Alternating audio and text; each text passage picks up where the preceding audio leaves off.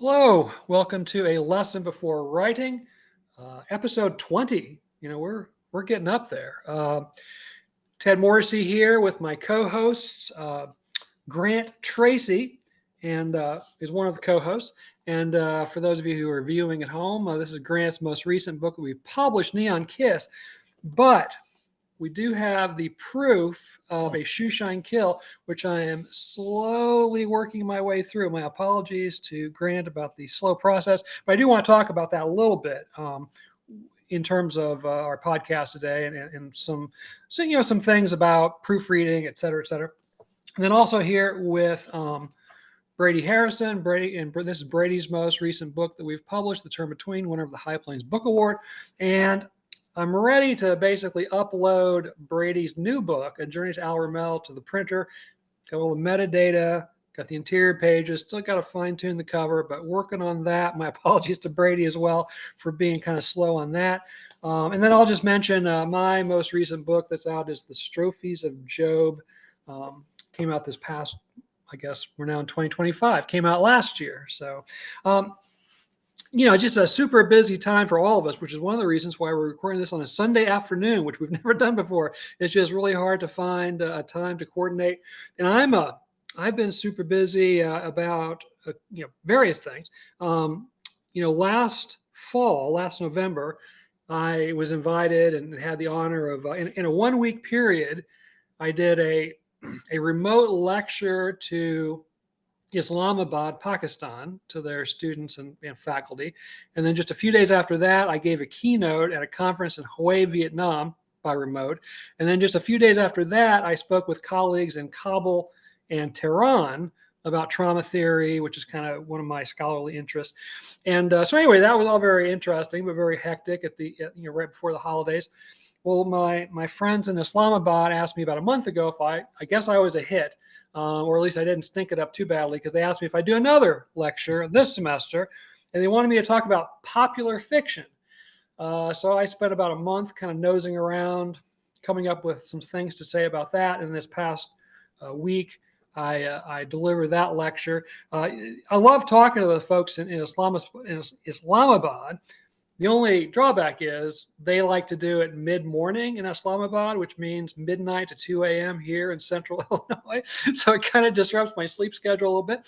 But anyway, I got through that this past week, and I might kind of bring in some of my stuff I talked about and I found out and talked about regarding popular fiction.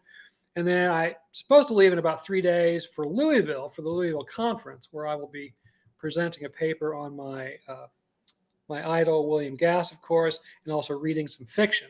So anyway, crazy busy time in a lot of ways. And I know you guys have been busy too. Grant, have you started filming your movie yet? No, I know we said February, but I think we decided it was too damn cold. And a little too atmospheric? Yeah, the setting does not have heat. Because I found it's really hard when you're trying to set something in the 30s, because film, it doesn't lie. Like, you got to have the period costumes right and all that stuff. So we're going to film it in April and May, but pretend it's winter. So we'll probably take some exterior shots now while we have snow on the ground, but that's about it. So yeah, that's where we're at with that. Okay. All right. Brady, have you got, besides just your normal teaching load and that's not enough in itself, but any other projects underway that are, I don't know, eating away at your time? Oh, well, where does the time go? But before I answer that question, Grant, are you going to film in black and white? Yes. Yes. Yeah. Awesome. Love it. Love it. Yeah. And yes. Yeah. So anyway, we found an old barn that's been converted into like I don't know, a storage place, but it has an upstairs and a downstairs. So I'm going to pretend that's like the dwelling place of this lady who is a vet and a veterinarian. And yeah, it's a beautiful location. It just doesn't have heating. So the magic of cinema. Yeah. So that's that's why we're filming in April. So are you pulling a Kenneth Branagh and you are writing, directing, producing, starring, Nope. cinematography, the whole like one man act kind of thing? Or No, just writing and directing. I've got a buddy who's going to produce and help with period detail and all that kind of stuff. So and then I'm trying to get someone at UNI to work as my costume designer, because she's done a lot of stuff with plays and she knows what would be, authentic for the 1930s. Like I didn't realize this, but like people made their own clothes back then. So men would usually maybe have two suits. They wouldn't be a clothes horse and have a closet full of stuff. Women would have maybe 3 or 4 dresses that they make. The sewing machine would be quite prevalent in the home. So I'm setting at Richmond Hill. And so this is before Richmond Hill became what it is now, back when it was more like a rural setting in the 1930s. So yeah, I was very disappointed. I drove to Richmond Hill a couple of years ago and it wasn't at all what I remembered as a kid. It's just like any other, sprawling city outside of Toronto. They're kind of cookie cutter after a while. I hate that. You drive along Lake Ontario and just keep going east, and it's like there's almost no space. It's like one place leads to the next place to the next. It's like sprawl. And I remember as a kid, you'd go and it'd be a while before you'd get to, Ajax or Pickering or whatever, and it's just all one big continuous, disappointing. But that's that's what happens. Population grows, and a lot of people like living in Ontario, I guess. is So this going to anyway, be a short or an hour hour? to 75 minutes. Yeah. That's A B cool. movie. I'm calling it a B movie. I don't want to set my aspirations too high, So, Well, aim high. yeah, I'm like Godard in a sense. I'm thinking of it as a monogram film, like one of those cheapies made in the 40s, at Poverty Row Studios in Hollywood. Well, speaking of like how were things back in the 30s? I mean, your novel that we're working on is set in 1972, and I've actually got a couple things I want to talk about in terms of time period and choices that you're making, et cetera. Before we get though, we did get some fan mail, and I hate that we get so infrequently fan mail that I wanted to make sure we mentioned it. And one of the things, of course, is they really thought Grant's hockey jersey that he wore in the last episode was super cool. So Brady, you have donned your hockey attire, right? Oh, well, no, wait a second. Only one of dozens of jerseys do I have. However, we're not without hope. We're not without hope. Yeah. Yes. Well, there you go. Well, So one of the questions that we got was about nonfiction. Could we recommend some nonfiction titles? And we kind of talked beforehand, and none of us really read a lot of nonfiction unless it's maybe academic stuff. I had some time to think about it, and I do read, literary related things, biographies. I read this has been 5 years ago or something. I read a book called Lawrence in Taos. It was about D.H. Lawrence when he stayed in Taos, New Mexico, and it was really good. I also like the beach, as I know Grant in particular does. And so I read a really cool book a couple of years ago called The Beat Motel, about this particular motel in Paris where a lot of the Beats stayed when they were in Paris. And that was very fun, very illuminating and that kind of thing. For my most recent project, I've been reading a lot of like Mary Shelley bios, and maybe I'll talk more about that in a little bit. But yeah, like you guys, I don't read a lot of not. I'm just not drawn to it. There's and some of it. Sometimes it sounds kind of interesting. Oh, you know what? I take it back. One more title. Oh, here it is. Actually, I did read this not too long ago. Furious Hours. It's about it's murder, fraud, and the last trial of Harper Lee. So it's about a book that Harper Lee worked on, researched diligently. Seemingly, it was going to be kind of in the style of In Cold Blood, which, of course, Harper Lee was Truman Capote's kind of chief researcher and hand holder while he worked on that book. But unfortunately, it never came to pass. She worked on it for years, and Never actually produced a manuscript, but it's still really, really interesting about it. Kind of details her involvement in this murder trial and what she seemed to be working on and that kind of thing. So that's another nonfiction one. Does that spark anything for you guys? Am I talking about a few of the titles I've read? Have you jog your memory of any kind of literary based but yet nonfiction-y stuff? No. Oh, no, I basically read sports nonfiction, because I read a lot of hockey books. Not biographies so much, but like I've read a lot about the Summit series. I read, Ken Dryden's The Game, obviously, more than once. Greatest game ever played about the Red Army versus the Montreal Canadiens in 1976. That's a pretty good book. It's a good biography on Jacques Plante. I've read. It's written by the same guy that wrote the Soviets versus the Canadiens from '76. Read a great biography on Roberto Clemente, Dodgers of the '60s. Yeah, so I'm a sports junkie, so I like reading sports books. But that's about it. I don't really read creative literary nonfiction. Mm-hmm, mm-hmm. Brady, nothing that comes to mind? Oh, no, well, perhaps like you both, I mean, I read a great deal of nonfiction, but it's scholarship. And so these days I'm reading a lot on the Gothic and theories of the Gothic as I'm teaching a course on the Brontes and the Gothic, having so much fun. And for that course, also reading a lot of scholarship on Victorian fiction.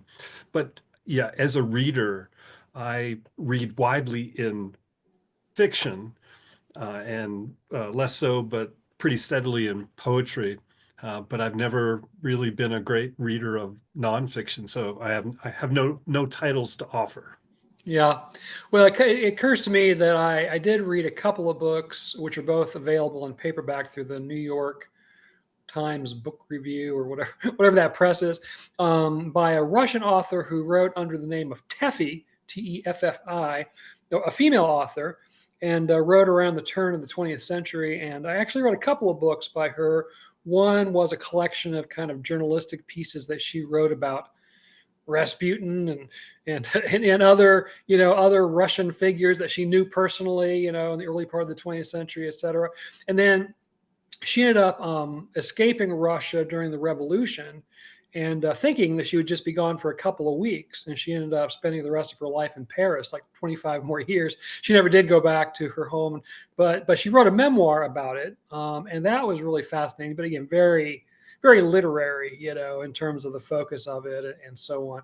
But yeah, not a lot of not a lot of nonfiction stuff. But the other question that we got in our mailbag was any authors we could, nope, any titles we could recommend fiction wise.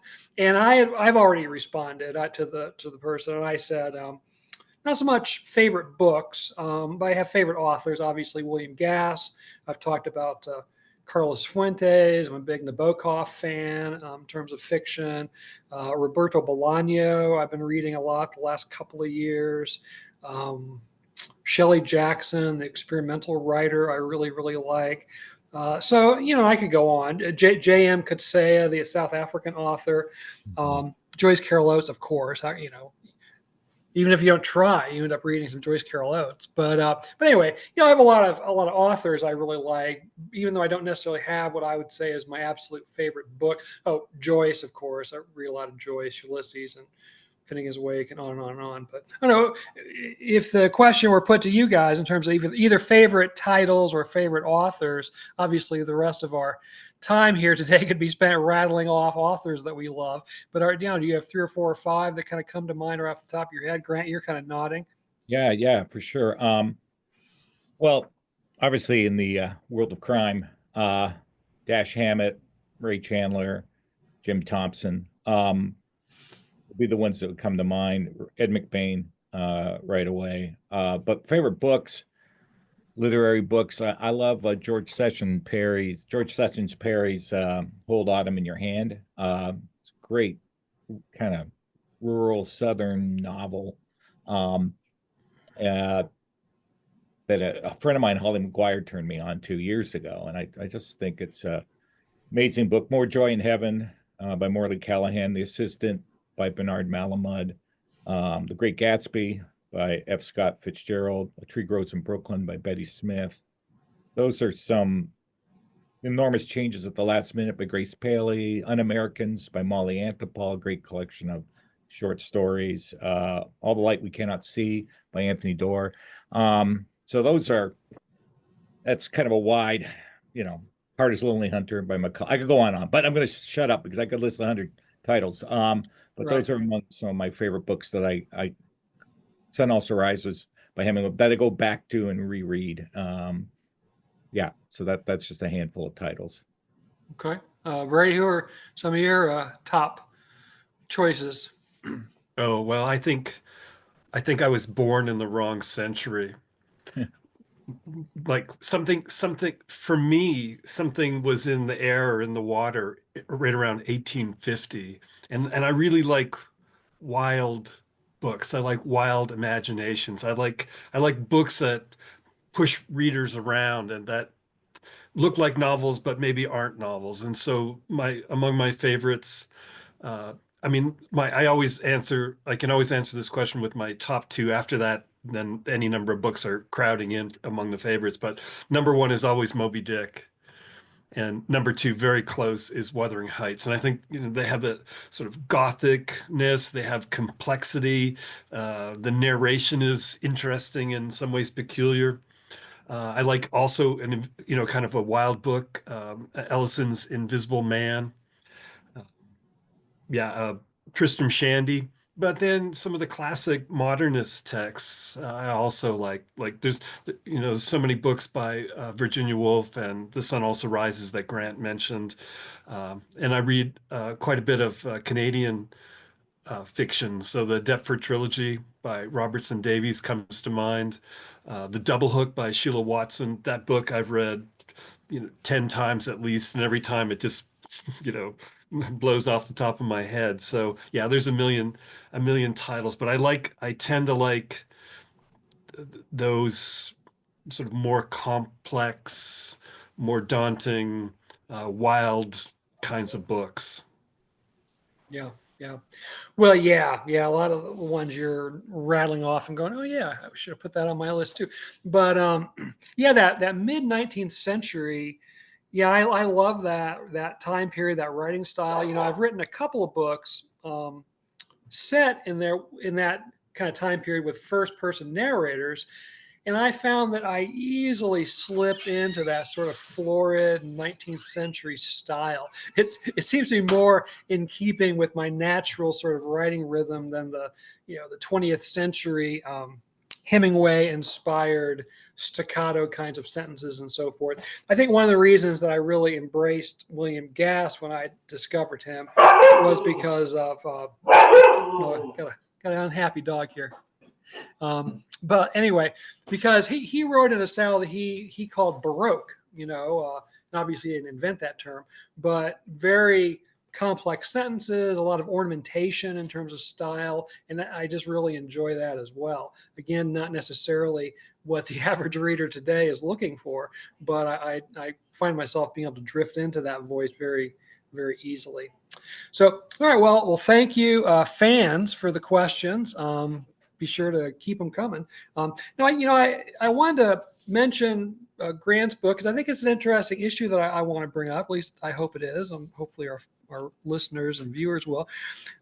Again, it's Grant's book, A Shoe Shine Kill, which will be out very soon. But I've been proofreading it very, very carefully. And I have found just a handful of little typos that have slipped through here and there, which is going to happen, which is one of the reasons we read it so carefully. But the other thing is I'm very sensitive, I guess, as a reader to like kinds of expressions. And so like when Grant has an expression in his book, and I wonder, was that really an expression in 1972? Just as an example, pretty early in the book, Hayden Fuller, the private eye narrator, makes a joke about his dad bod, and it's funny. But I thought, I don't know if anyone was talking about dad bods using that expression in 1972. And so I kind of looked into it. It doesn't seem that they were. But then I talked to my wife about it, and she's like, "Who cares?" She didn't notice it. She doesn't notice things like that. And in my mind, it maybe starts to chip away a little bit at the authenticity, or am I just being like hypersensitive to obviously the typical 30-year-old who would read this book? They'd have no idea. I mean, 1972 may as well be 1872 as far as they're concerned. So what do you guys know? Well, let me turn over to Grant, since I've kind of put you on the witness stand here a little bit. Are you mindful of some of those expressions and whether they fit chronologically? I know this is not historical fiction, but how do you handle some of that as you're writing the book? Grant, take the fifth as counsel. I urge you. We can massage that. I'd be willing to, make some, instead of dad bod. I mean, that's the kind of thing a good editor would points out, and then you just make an adjustment because, I was definitely thinking of myself, how you put on weight as the years go by, and then you get older, and hopefully I'll start losing weight. But yeah, he's like 35 pounds heavier than he was in his playing days. And so I wanted something to reflect that. And it's an anachronism. And so let's change it. Well, I mean, I think you could easily just say, I've got a dad body, I mean, I think that would get the idea across, without it seeming like, something that might be a little bit out of time. What's another one? In some of my, what's that? I said, what's another one? I don't need to take the fifth. I can, we can navigate, negotiate. Well, I mean, obviously we're going to have to sit down and talk. Not that it's bad or anything, but there's a few items in addition to that, like like blow a dead bear. That's the real expression. Here's one. Okay. Talking about gaslighting. And this gets complicated because you even get into the fact, well, there's gaslighting the story and there's gaslighting the movie, but the section is talking about what we think of as gaslighting. And my sense is, after researching a little bit, that we throw that term around pretty fast and loose, and that I'm not sure in 1972, even though the story and the movie existed, that people were necessarily using the term in kind of everyday conversation, to get across the idea.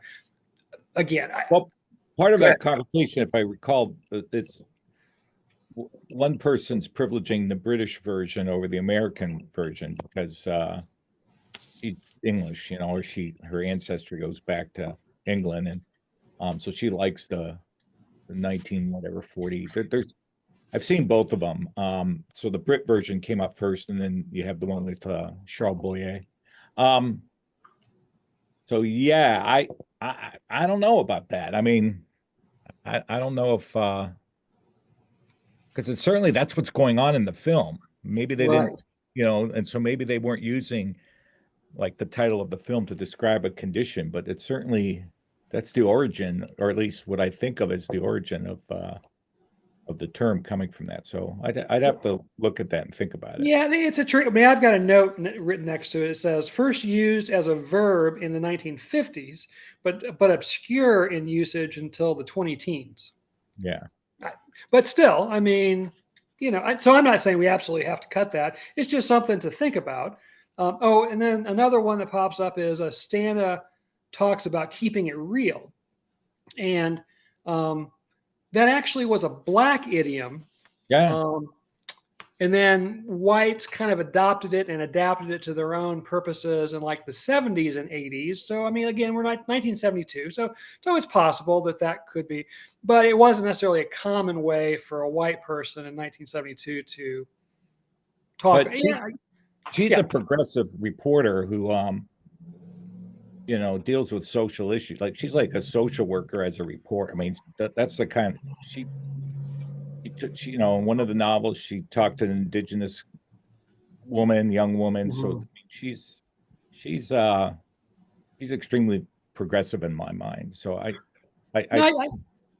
I think that, yeah, I get it. And I think you're right. And, obviously they're into jazz and Yeah. into kind of counterculture stuff or Right. as it was emerging. So I think it's She's apropos. extremely liberal. Like that's why she left the Toronto Telegram, because it was a conservative paper, and she now works for the Star. Of course, the Mhm. Telly had been out of business, but she's been with the Star since 65, 66. She got promoted.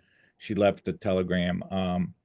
So she's working with a more progressive paper instead of the Telegram was an extreme right wing Right. newspaper in its day.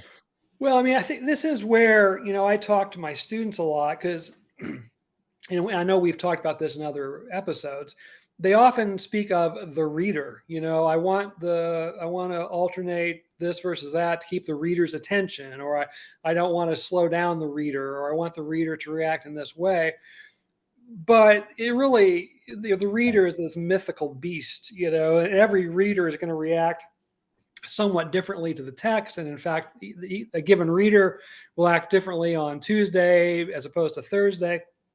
And I think this is another one of those examples. Like, depends on who reads, a shoe shine kill. Would they even notice any of these things, and would they care? And so, if we remove a really good line, a good chuckle or a good whatever for historical purposes, are we actually diminishing the text in some way just for historical accuracy? Whereas if we leave the phrase in, 9 out of 10 readers, or maybe 99 out of 100 readers are going to notice anyway. So, it's just one of those judgment calls. And I don't know. I think I'd rather you spot them for me, and like I definitely think the dad bod line needs to be changed. Um, because all of the hockey details in the book are accurate. Like I Right. rewatched all those games. I took extensive notes. I've read so many books on it. I mean, tons of. I've done a lot of research, and so when the goals were scored, when the penalties happened, I mean, I listened carefully to the crowd. I couldn't get over how they were booing the team as early as game 2 in Toronto. I mean, you can hear it as you listen to the broadcast. And so if I'm going to be that faithful to the historic events, I want to be that faithful to the times too, and in the way people speak. So bring it. I mean, I appreciate that. I mean, let's. I don't want to be like. I still. I've maybe shared this with you guys, but or maybe I said it on a podcast. But I still lose sleep over the fact that one of the very first stories I published. I'm so embarrassed to admit this on the podcast, but I claimed that the great Wayne Gretzky, the greatest hockey player next to Bobby Orr, the second greatest hockey player of all time. Wayne Gretzky is from Brampton, Ontario. I wrote that in a story. It was one of my first stories I published. The editor didn't catch it. It got published later in a collection of stories. I didn't catch it. The editor didn't catch it. And I lose sleep over that because it's Brantford. God damn it. It's not Brampton. My uncle lived in Brampton, not the great Gretzky. And my cousin went to school with him. Anyway, so yeah, I appreciate that, Ted. Just spot all those things, and we can talk about it. And I'd rather be true to the time, Yeah. and have it right than say, well, it's a good joke. I mean, I can come up with other jokes. Well, and as you guys know, I always, you guys always have the last word. I'm not gonna, I throw out some suggestions and things to consider, but ultimately it's your book, your name's on it, and so that's how I feel about, the ultimate decision ought to be in your hands or whatever. Now, Brady, you went even further back in time for a journey to Al Ramel back to the 1930s, and set in, exotic locale. So obviously you had to be mindful of historical references and all kinds of things. How did you kind of try to navigate that time period and make it sound authentic, et cetera? Well, it was challenging for sure. And just to back up, I want to, as I've been listening to the conversation, one of the, and I think Grant is exactly right that a good editor catches these things, and we want to be as accurate as possible. And one of the experiences that just drives me crazy is someone will say, "Oh, I spotted a typo in your book." Yeah, I spent I don't know how many hours Right. working on that book. This is what you have to say to me about the book, right? Yeah. Something that is a matter of production and time and tired eyeballs and proofreaders and all. So yeah, it drives it crazy. Now, A Journey to El Ramal, it's all at a time, and the scene keeps shifting, and so what I decided finally was that. Uh, it is not truthful. It is not historical fiction. It's not actually set in some ways where it's set like that, or where the settings are ones that I took some details from history and actual episodes and went crazy with them. And so I tried to be at peace with um, any kind of inaccuracies from a historical cultural point of view. And when I was doing research in particular on, say, the Berber language, if I couldn't find the word, I made one up. Right. Yeah. Yeah. And I think one of my favorite definitions of a novel is you know, recently from Mazzetti that a novel's a story that you tell in any way, uh, by whatever means you want. And so I've embraced that. So there will be historical inaccuracies, but it's not about that, I think. A Right. Journey to El Ramel. But at the same time, I do share Joran Grant's reservations. Like, if you are going to try to hew to a cultural historical times period, then you want to have it as right as possible. Hmm. Hmm. Yeah. And again, I'll just reemphasize it depends so much on uh, the audience. One of my friends, unfortunately, I've kind of lost contact with him, but for a while I was pretty regularly contacting the novelist Adam Braver.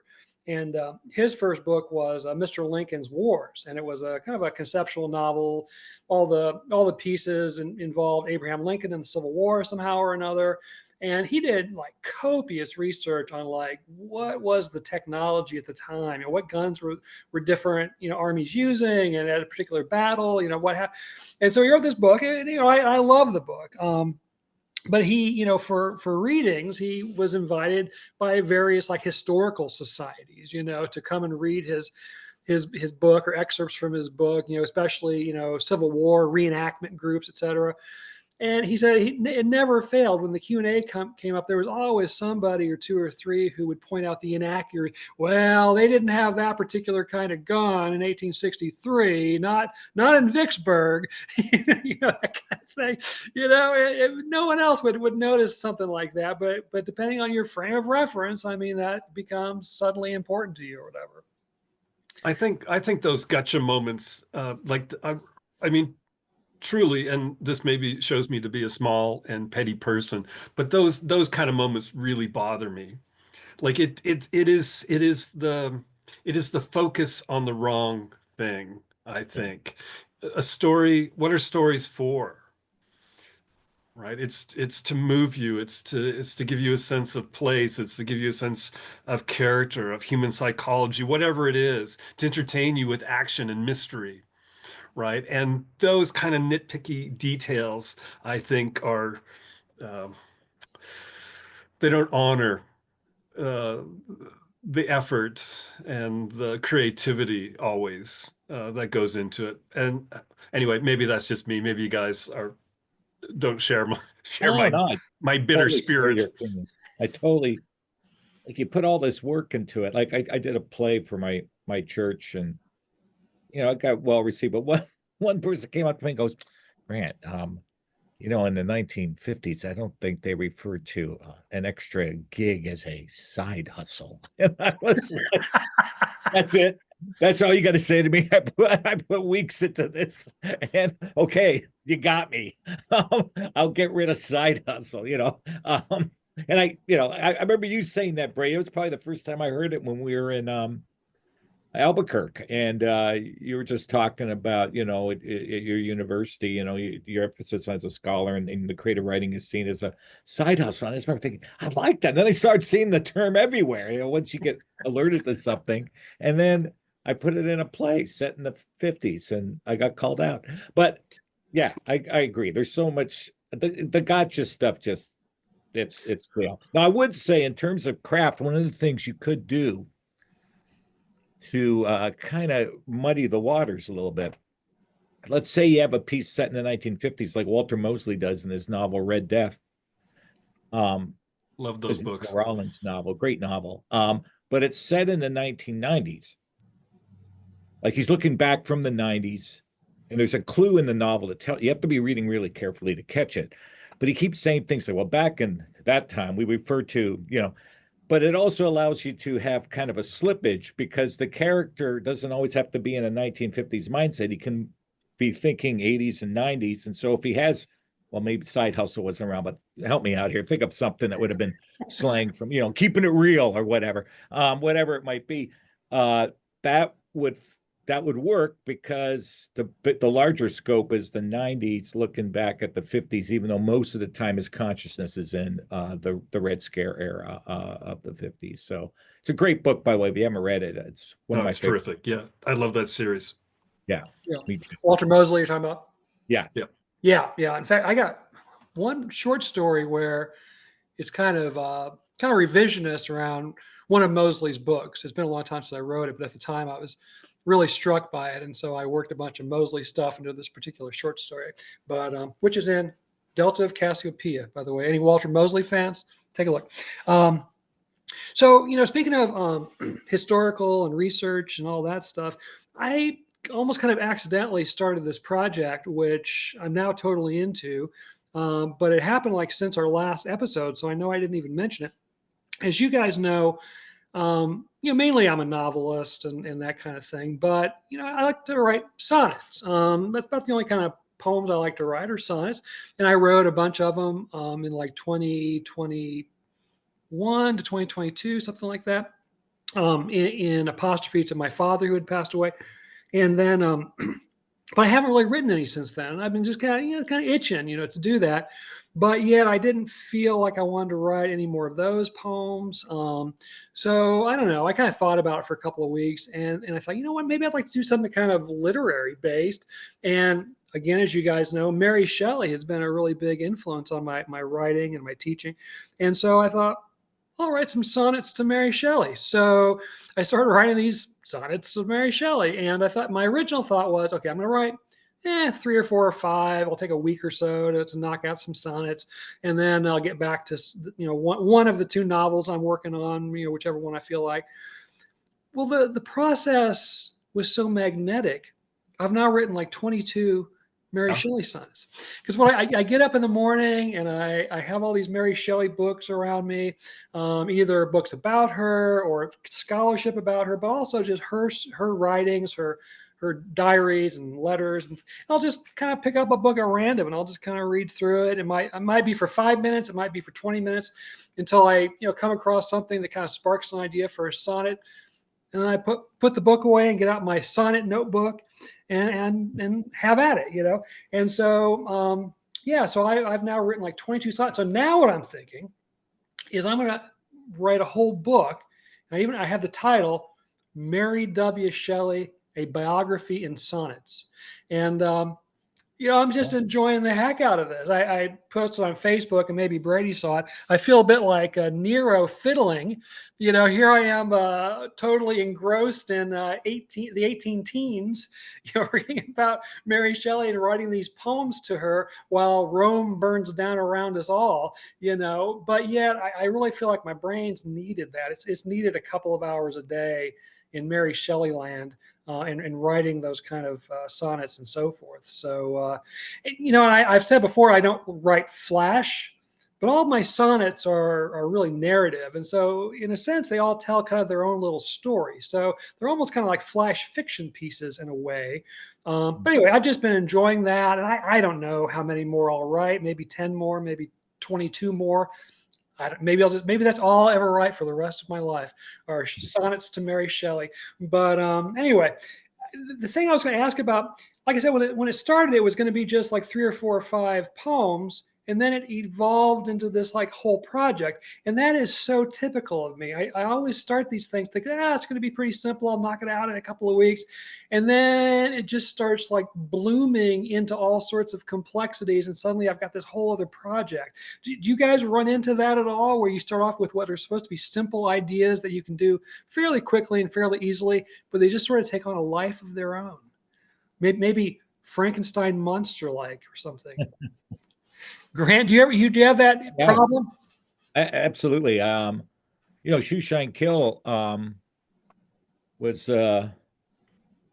originally, what the hell was the title of that?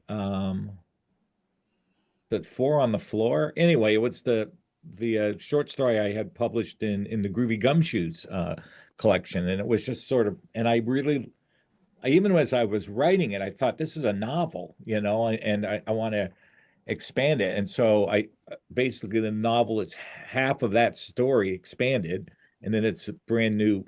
So I kind of wedged together two plots in a kind of Raymond Chandler kind of way. And I told you guys I was going to be, this summer I plan to work on another Fuller novel, called 5 Points of Death. And that came about by this story that just came out in Mary Creepsmith, which is called The Borsellino Kill, not to be confused with Shoeshine Kill. But the Borsellino Kill was inspired by, I got on a kick over Halloween watching a bunch of Val Lewton horror films. And I'm like, I want to write a story in the spirit of Val Lewton.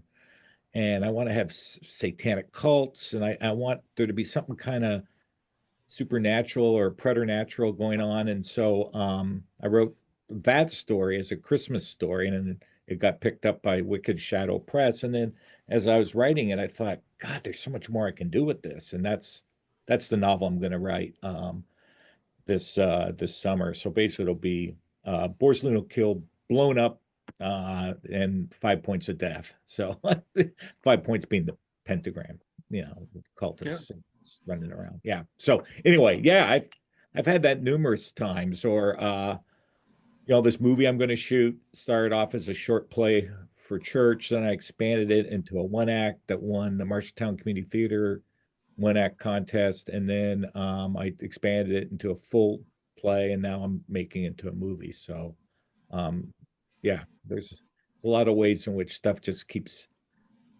I talked about More Joy in Heaven earlier, and I love that book. And that book really was the inspiration for the movie I'm going to make. I mean, in a small way, but it was the idea, the spark that got me wanting to tell a story about a gangster set in the 30s who's really a pretty decent guy, but he's been, because of various things in his life, exploited by, because in that thing, the gangster's kind of exploited by these politicians that want to make him into this role model. And in my thing, it's through war and a rough childhood in the courts that didn't take care of him when he was a kid. And through the lack of proper nurture, he went a certain direction. And so it was all inspired by Callahan. And that's, I can point to a lot of my work that comes from another work that was the springboard for it. Mm-hmm, mm-hmm. Brady, what about you? Do you have trouble with what should be fairly straightforward projects just suddenly becoming much more complex and time consuming? Oh, well, all the time. The problem, and I think we share this. Our problem is not coming up with ideas. Our problem is time. Yeah. And I started writing and wrote quite a few of these, and I haven't mentioned these to you guys. But after I wrote The Dying Albertan, I had this idea that the characters, if the premise was the characters were based according to the artist who tells the story, if the characters are based on actual people, then I had this idea that the actual people were offended and they started interviewing one another about the problems with the story that the artist tells in The Dying Albertan. And so, yes, I wrote a bunch of those, and I thought, this is madness. Stop. There are all these other things you want to get to. do not go down this road. So yeah, it's a, and then some short stories I see, and I'll stop. But some short stories I see very clearly as short stories. I see what they are, and I honor that, and I try to realize that idea.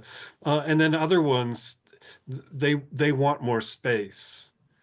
There is more going on. There's more set in motion, and then you have to try to honor that. And so, a thing I mentioned this, I think, in an earlier podcast. I'm working now on what I originally conceived of as a short story, but it's certainly a novella, and who knows when it will stop. So yeah, this is a problem.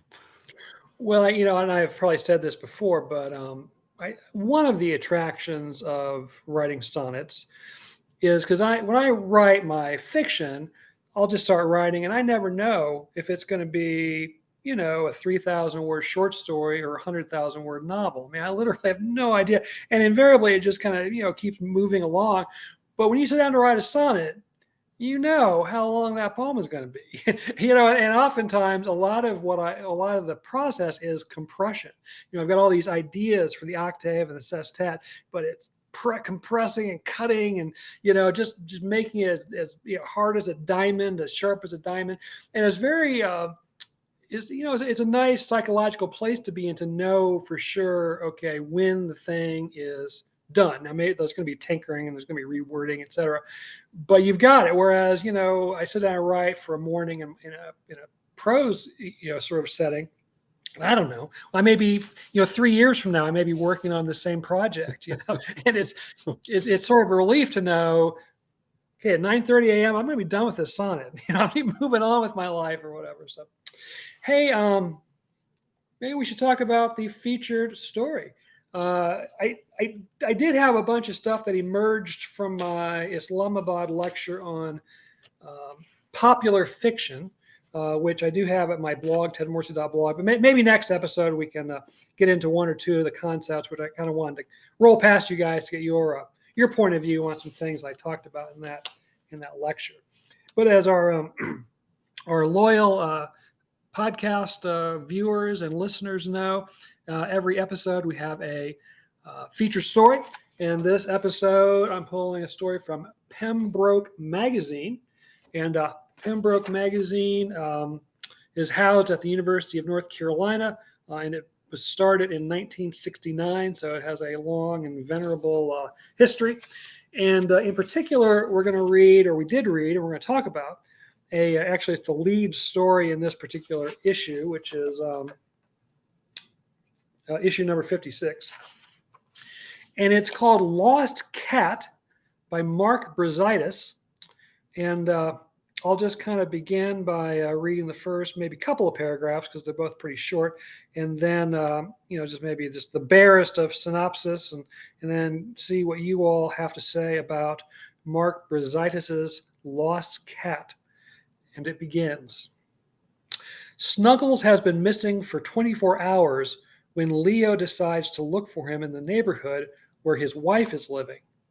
Catherine has moved in temporarily, she claims, with Michael Charles, her former law school professor. Leo has always suspected that the professor's interest in Catherine is as much personal as professional, although she insists he is nothing more than her mentor. And then the second paragraph. After walking the 1.5 miles to the professor's house, Leo scans the wide lawn with its scattered yellow and red leaves and its dew-tipped blades of grass. There is no sign of Snuggles. Next, he does what he finds embarrassing to do outside his house. He calls the cat's name in a high-pitched voice, extending both syllables an extra couple of seconds. In an upstairs window of the Victorian house, the curtains spread, and Catherine gazes down. There was a time she smiled whenever she saw him. All right, so that's the opening of Lost Cat. And that's obviously a sort of motif that runs through the story, this constant search for Snuggles. We find out that Leo and Catherine have a daughter. Is it Isabel? Is that? Oh, Beatrice. And so anyway, a lot of the story is about searching for Snuggles, but it's also about the fact that the marriage has fallen apart, and Leo wants to somehow save it, but Catherine seems disinclined to try to get back together. She wants to, actually get a divorce and kind of move on. There's mental health issues. We find out, not to give too much away, but pretty quickly we find out that Leo is bipolar, and as long as he's on his meds, he can kind of cope with things. But between his marriage breaking up and losing his best friend, his cat Snuggles, and the fact that Beatrice is spending half the time at this lawyer's house, then she seems to be perfectly content there, living with her mom and old Mike, as she calls him.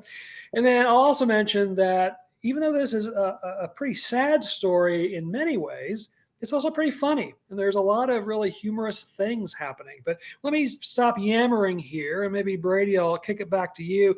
What were some of your impressions of Lost Cat? Well, I really liked this story. And so I suppose a little bit, Grant and I have been beating Ted up in the last few podcasts for his really poor, no. So there have been some terrific stories, but we have been divided of opinion. And so sometimes we're a little warmer, a little colder on the stories. So this one, I think is an outstanding story. As Ted says, on the one hand, it's a heartbreaking tale. It's a familiar story. It's about strife in a family and about good people, as far as we can tell, good folks trying to do their best and trying to have good lives.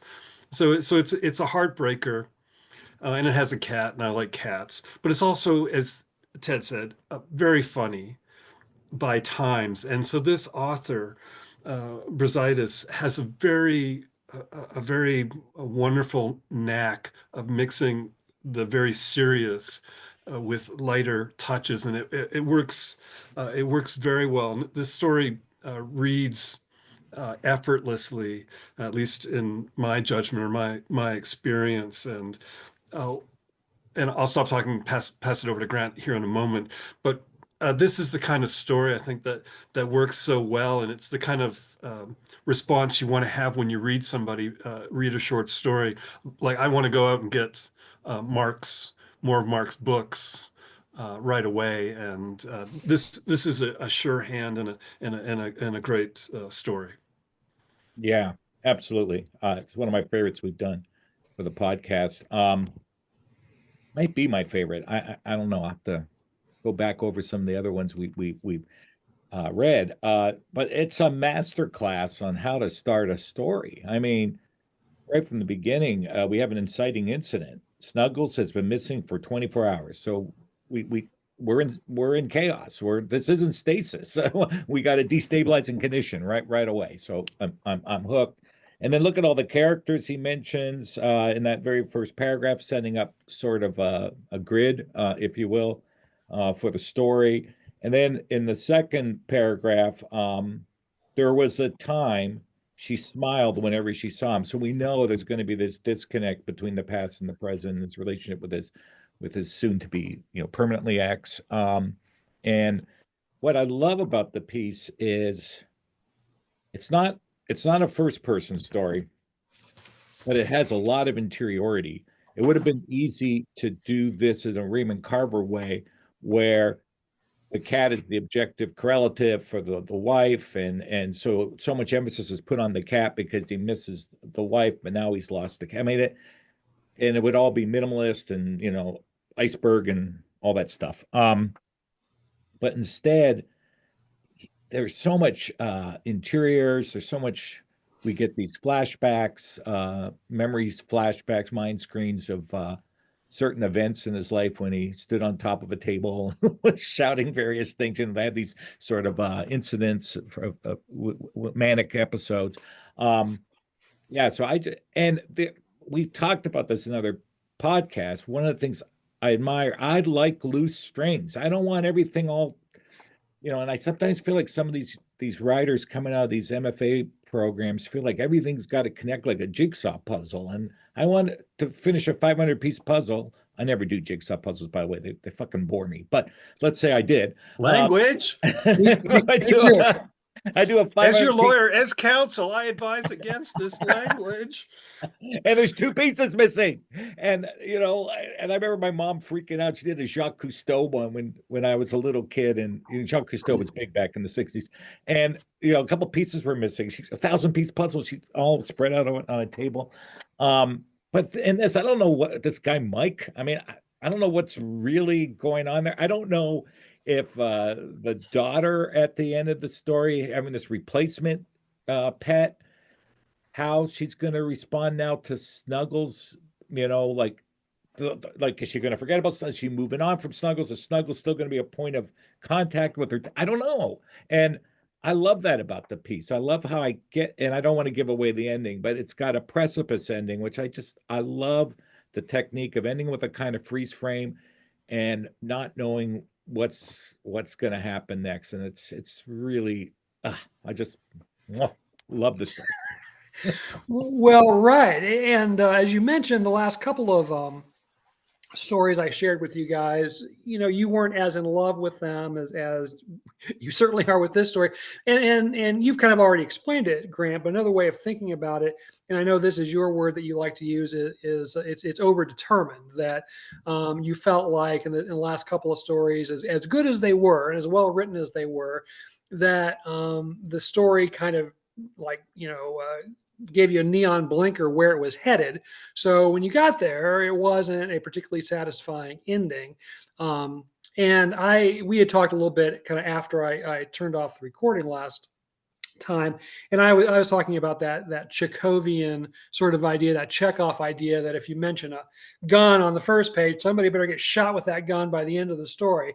And you're right. So many of my students that I run into, both undergrads and graduate students, feel like all the pieces have to kind of fit just perfectly and snugly, no pun intended, into the framework.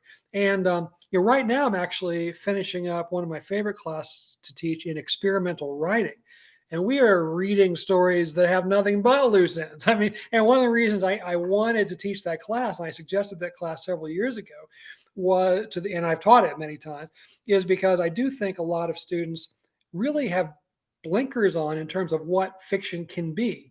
And when you suddenly read something really wild, narratives, and there's just all this strange stuff going on, and you get done reading it and you're not even sure what the heck happened, that's such a departure from like an overdetermined kind of short story. And so I hope to, at least encourage them to think beyond the fact you have to have all these kind of neat little pieces in a row. Brady, you kind of nodding. Do you have some thoughts along those lines as well? Or? Oh, well, I concur completely with you and Grant. This story invites the reader in. It allows us space to engage and kind of root for these characters, but we don't know how it's going to go, and we don't know what's going to happen with them, and we're hoping that they find peace and that they have lives that they will find valuable, but it somehow involves the reader, whereas those more patterned stories where everything has to click, click, click, click, then it just leaves you cold. It doesn't, in my experience, at least in some of the ones you can read, that it doesn't leave any room for the reader. It just walks you through, and then you open the door at the other end, and that's it. This seems to me a much more involving kind of fiction. Mm-hmm. And I think it's a cautionary tale. I'm not talking about this story, but my wife she's really done a deep dive into AI. She sees that as where we're headed. So she's done a lot of research of the strengths and weaknesses. And one of the weaknesses of AI is it goes for the most popular outcomes. It goes for predictability, which, coming back to my thing, where a story announces itself too soon, a story is overdetermined. So if you happen to feed short stories into AI and ask for revision suggestions, some of the things they're going to suggest would be the most popular, the most, I'm going to say ham-fisted, because it's a thing it's seen over and over and over again. So I just want to put that out there. If anyone out there is like, they're not taking workshops and they're using AI as a workshop guide, be wary of that, because I think AI is going to make more predictable stories instead of more open-ended stories. That's my take on it. So I just wanted to get that out on Front Street. And it never occurred to me until she shared that with me. I'm like, oh my God, you're right. I can totally get that, because you can't do the future, can only do what's happened. And if there's a lot of similar types of choices made by writers, that's what it's going to suggest to you as a writer. And that's not cool. Yeah, early on in the story, well, in fact, first sentence or two, we're told that the main character, the manic depressive main character, is named Leo. And obviously, Leo we associate with lions, and there's a missing cat. So suddenly there's this sort of symbolic thing that's being introduced into the story. And so, in a sense, Leo is kind of looking for himself. He's lost himself, in a sense, in this lost cat. But yet, he's not really very snuggly because he has these manic episodes. And it's a wonder that his wife really hung in there and stayed with him as long as she did, because he did some really, off the wall things when he was off of his medication. And one can understand why she felt like, just for her own mental health, she needed to get out of this marriage. And she says she loves him. It's not that. She just needs a more kind of normal life. But anyway, there is this sort of symbolic thing that's set up. And I guess I was looking for, or wondering if, how far Mark Brazaitis, the author, was going to take this connection. Is it going to be almost allegorical? And it isn't. I mean, there are some parallels in that suggestion that I made, that in a sense, Leo is kind of looking for himself as he looks for Snuggles. I mean, that does kind of work. And I suspect that Mark had something like that in mind. But yet it's not a simple one-to-one allegorical representation. And there's certainly, you can kind of see some other things in the way that characters' names are connected to things, but not very tightly. So anyway, I guess I like the fact that there's a suggestion of this other layer at work, but it's not an obvious sort of thing that just sort of hits you over the head. Grant, you're kind of nodding. Did you get that kind of sense as well? Yeah, absolutely. That's the surprise of it. And trying to articulate this, because I want to be sensitive, but living with people who struggle with depression isn't easy. And I thought the story did a really good job of making me identify with Leo, but I had a lot of compassion for his wife. But, she loves him, but she can't live with him. And I totally can understand that, given some of the things we see. I mean, she's not an antagonist, a villain. She's a person who, life is complicated, and how we all deal with complications is different, case to case basis. So I just appreciate the nuance of having a character who battles manic depression and is lovable in a lot of ways, but it's not, as you said, not the most snuggly. And and it was funny, but it was honest. I don't know how else to say that. I mean, it was just an honest story and an honest depiction of a human condition that's worth exploring. I read a lot of stories about characters who you can diagnose as a reader as having anxiety or some kind of depression, but the fact that this is on Front Street as part of the parcel of this character, I give Mark a lot of credit for dealing with these issues in his work. I think it's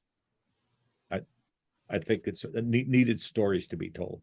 I want to come back to you, Brady, but before I forget, let me read Mark Brazaitis's contributor's note. And actually, Pembroke does one of those things that some journals do, where there's a little bio, and then they obviously ask their contributors to say a little something about the story or the poem or whatever.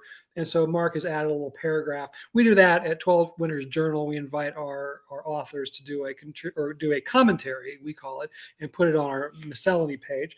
But this is Mark's little contributor's note in Pembroke Magazine.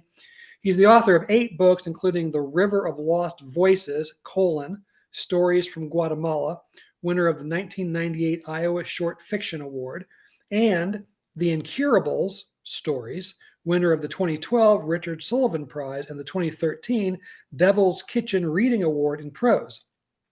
A former Peace Corps volunteer and technical trainer, he is a professor of English at West Virginia University, where he directs the creative writing program and the West Virginia Writers Workshop.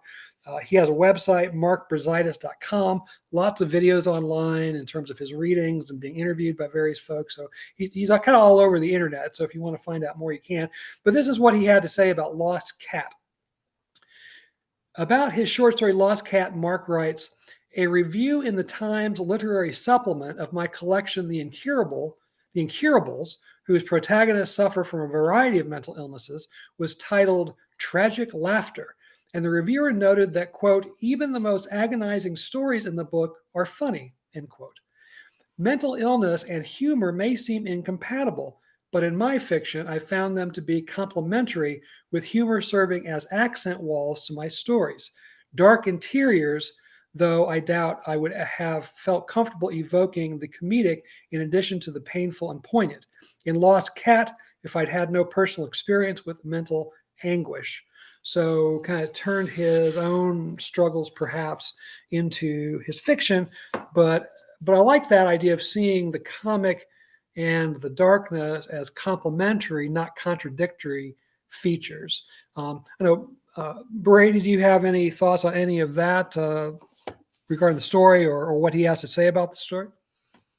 Well, I know I did enjoy reading. He's a good reader of his own stories, and I'll just add that, and this just goes along with what Grant and Ted you've been saying. There's just such great empathy and care in this story, and yeah, it works very well. Well, just one last point. Beatrice, the little girl, and we're not quite sure how little she is, but she's a little girl. She's one of the most stable characters in the whole story. Yeah, he's constantly expecting her to throw a tantrum or to be uncomfortable with this or unhappy with that, and she's really pretty flexible about what's going on. And it kind of reminded me, I taught high school English for 38 years, seniors almost exclusively, and I would have them write a what I call a moment of clarity essay, where they would write a narrative essay about a kind of a moment or a time when they understood something about themselves or about someone close to them or about the world. And a lot of them chose to write as children of divorce. And you can imagine why that would be. It's obviously a big event in your life, especially if you're only 17 or so at the time that you're writing.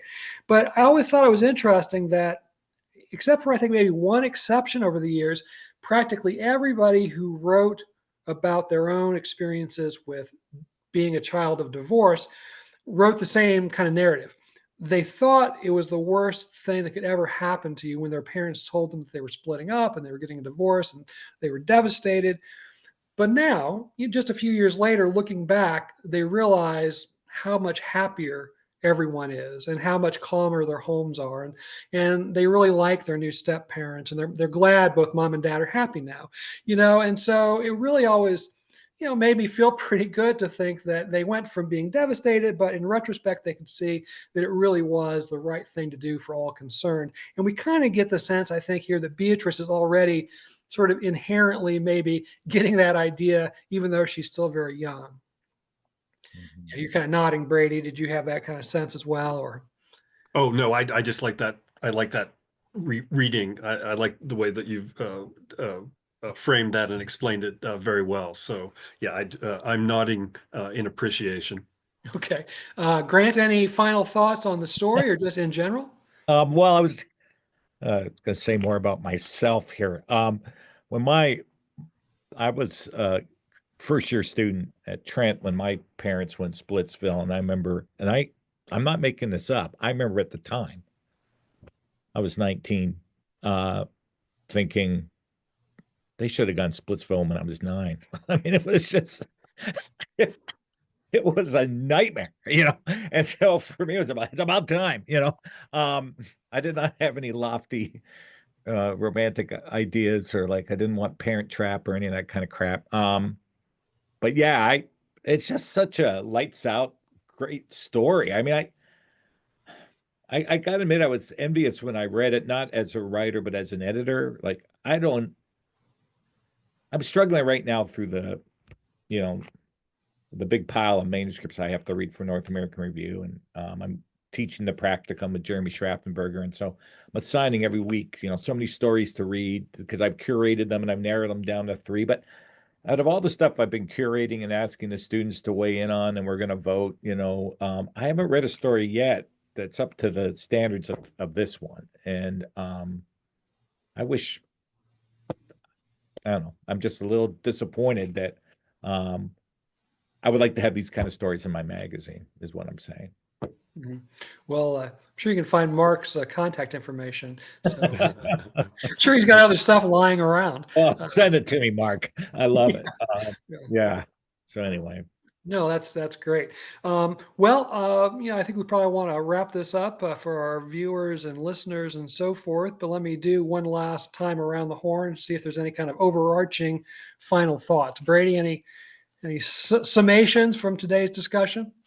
Yes, I want to derail everything because I knew you were going to ask the question, because we always do this. And so I've been waiting my chance. So Grant talks about the open-endedness, not stitching every thread up. And we had talked before, but we have never got around to, but Ted had set before us as a possible matter of discussion, the problem or the matter of endings. And so I've been thinking, since Ted introduced that, and thinking along the lines of Grant's unstitched up endings or unstitched up threads, and in this process of thinking about this over the last few weeks since Ted introduced the idea, I have been returning again and again to the Monty Python crew, who their solution for sketches was just to stop. And I love that. I think about that a lot. And I'm a little bit facetious as a matter of recommendation for a story, like just stop.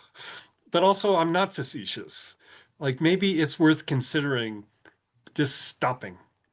Like don't try to stitch it all up. Stop. Let the reader be involved. Anyway, Well, there. That's my 2 cents. Well, no, that's great. I want to get Grant's take on that too. But that reminded me of something I thought I would talk about if we ever actually got around to talking about endings.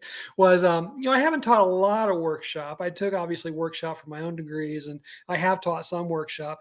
And there was this. I don't even know where I got this or where it came from originally, but when looking at an early draft by a writer who doesn't have a lot of experience, they're just kind of learning their craft. There's kind of this rule of thumb. Look at the 3rd paragraph and see if it might not be a better way to start the story than how they actually started it. And then also for endings, cut the last paragraph and see if the story is stronger if it actually finishes with the next to last paragraph. And it is amazing how often that seems to work, that 3rd paragraph to start with, and then the penultimate paragraph becoming the ultimate paragraph. For newish writers, that really makes a big difference. And Grant, you're kind of nodding. Is that something you've talked about or you were taught as well? Or? It's something I've learned on my own. I just haven't been able to articulate it that way. I think because so many stories, when I was writing literary stories, so many stories I wrote, I didn't know what they were about until I was well launched into it. So maybe around the 4th or 5th paragraph, I started discovering the vibe of the story. And so I always found the beginnings of stories need the most revision for me when I went back. And I've also found that the end of a story, the second to last paragraph, I can remember that when I was starting out.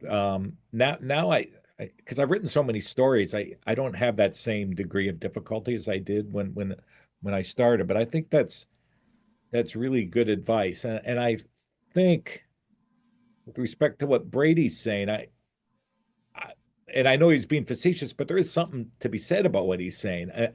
I think a lot of writers get hung up on that idea. Your last sentence has to be your best. How many books say that? Your last sentence has to be your best, and your first sentence has to be your second best. And so that almost overdetermines everything. Like, people work so hard, and so a lot of times they think they got to have that big epiphanic ending, that rising crescendo, that big awareness, the last line of The Great Gatsby.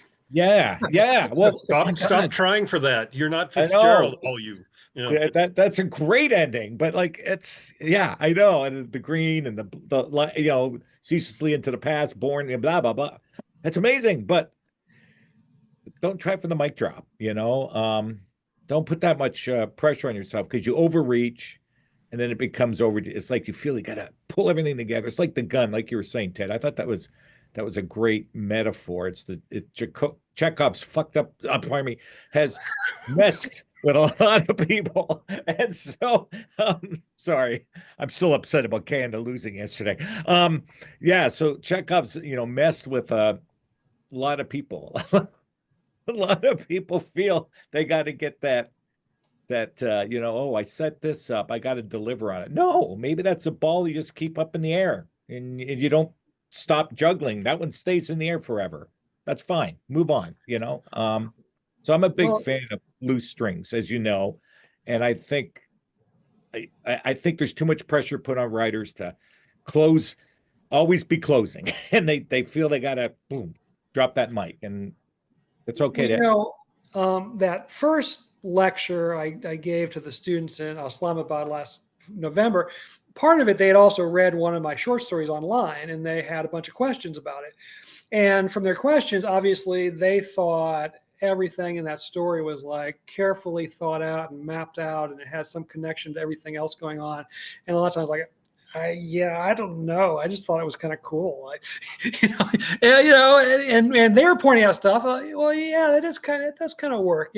So I want to believe that maybe subconsciously, at least to some degree, I was connecting the dots. But there is this assumption, I think, by readers, especially readers who aren't writers themselves, maybe assume that there's just all this connective tissue that's gone into it. But oftentimes, that's if it happens sort of unconsciously, if it happens at all. So The other thing I would say in conjunction with that, Ted, is be careful when you feel the draft is ready. Don't go back over and over nuance everything. Like I think what happens sometimes, people get done with the draft and it's really good. Then they've gone through a lot of revisions, and it's like, well, what are some symbols I've got working here? What are some motifs? And then they overlayer it. It's like, well, I want to set that up early. And it's like that becomes overdetermined for me too. It's like, look at how clever I am. I named this person Sean. The word sea is in Sean. I'm gonna get some water imagery at the beginning. I'm like, stop. We don't, like that's that layering thing where I almost feel like leave those gaps. Let the readers will figure it out. We don't. Oh, so now moist cake. Like it's like the person's name is got Sean. I mean, stop. Anyway, that's my feeling is that people it's almost like when you're writing, you're in the throes of ecstasy, you're in the moment, you're creating, and then sometimes I think people almost think too much like a scholar when they're going back over their work, and like a literary critic that's like, I want to set all this up, and then that ruins it for me. That's my stay in the space of happy accidents is what I think. Like you were saying, like, I don't know why I did that. I did it. Instead of, okay, I did that. I better follow up on that late. Why? I mean, I don't know. I'm more of an instinctual person. And I guess I believe in the mythos of first thought, best thought, even though I know I've done a lot of revising of my work, but there's a part of me that likes being in a state of ignorance or whatever. I don't want to overanalyze everything, and then it becomes a roadmap. I don't know. That's my feeling. Okay, I'll throw it over for you. Final word, Brady. Any last thoughts here? Oh no, I just fascinated by. So I'm glad I derailed the conversation. Great, dude. Just fascinated by listening to you both speak, and it's all matters for further consideration. You've got my wheels working. So yeah, if part of the spirit, or a big part of the spirit of our podcast is we're sharing ideas and talking with we're writers and we're trying to talk with other writers and aspiring writers. I think this is great stuff. So thank you. Yeah. Yeah.